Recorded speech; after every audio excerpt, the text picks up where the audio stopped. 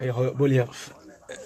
प्रणाम सभी को, जय मिथिला, जय मैथिली। और हमारे बीच स्टूडियो में हमारे बड़े भाई केशव झा जी आए हैं, और जो बहुत अच्छे कलाकार हैं बिहार की धरती से, और बहुत अच्छा लगा, इनकी वॉइस बहुत अच्छी है। और एक सरस्वती वंदना हमारे यहाँ इनका रिकॉर्ड हुआ और बहुत अच्छा लगा, और सभी को अच्छा लगा। हमारे स्टूडियो में जितने लोग बैठे हैं, जोरदार ताली होनी चाहिए इसके लिए। केशव जी को बोलो, केशव जी आप बोलिए कुछ। सब गोटे के नमस्कार, प्रणाम। बहुत दिन के बाद, बहुत अंतराल के बाद माँ सरस्वती के वंदना लऽ के अपने सबके बीच एलहुँ हँ। आशा करै छी जेना कि संतोष भैया कहलथि हँ, सडनली स्टूडियो एलहुँ और एक ट्रैक सुनेलथि जे बहुत नीक लागल, ओहि पर गीत गेलहुँ हँ। आशा करै छी जे अपनो सबके नीक लागत, और जते भी हमर साथी मित्र छथि एहिठमा सबके नीक लागलै है। तऽ आओ एहि सरस्वती पूजा में केशव रॉक के गीतक संग मनायल जाए। भैया कनी हिनका सबके सुना दियौन दू लाइन। ज्ञान के खान शारदा भवानी, ज्ञान के खान शारदा भवानी, सुरमयी कंठ दिया है महारानी, सुरमयी कंठ दिया है महारानी।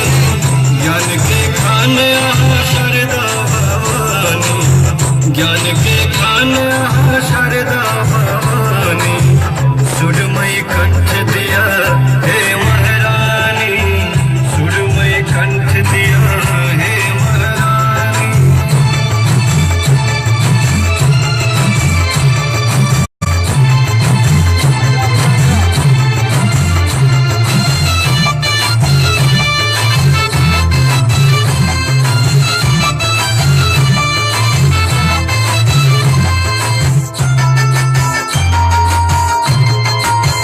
सरस्वती मैया जग में महान ये, अहिक के पास चले सकल जहान ये।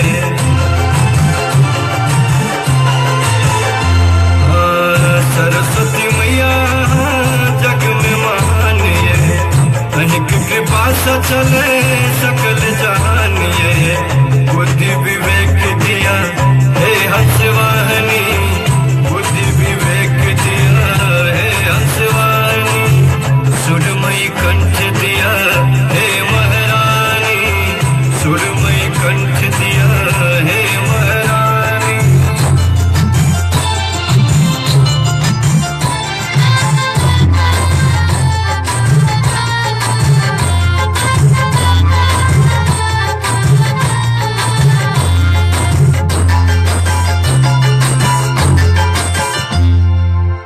सरगम साज हम किछु ने जानी, टूटल स्वर में गावछि भवानी।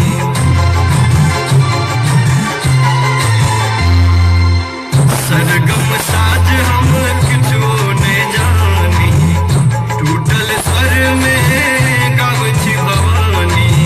सत्य मार्ग देखे बुने बिना धारनी, सत्य मार्ग देखे बुने सुरमयी कंठ दिया हे महारानी, सुरमयी कंठ दिया हे महारानी।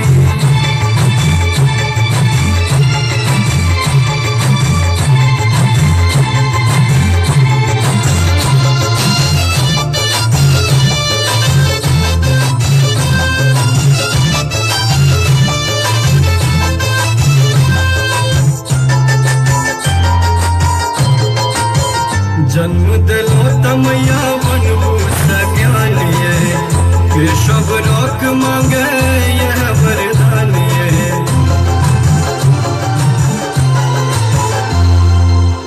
जन्म दिलो तमैया बनबू सज्ञान ये, केशव रॉक मांगे यह वरदान ये।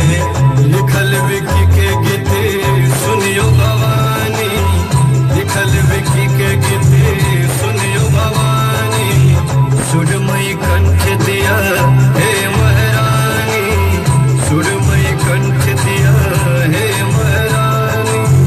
ज्ञान के खान शारदा भवानी, ज्ञान के खान शारदा भवानी, सुरमयी कंठ दिया हे महारानी, सुरमयी कंठ दिया हे महारानी। बेसी शेयर करबै गीत के और अपन आशीर्वाद बनबै। खाली जय गंगा कैसेट से रिलीज हो रहल छै।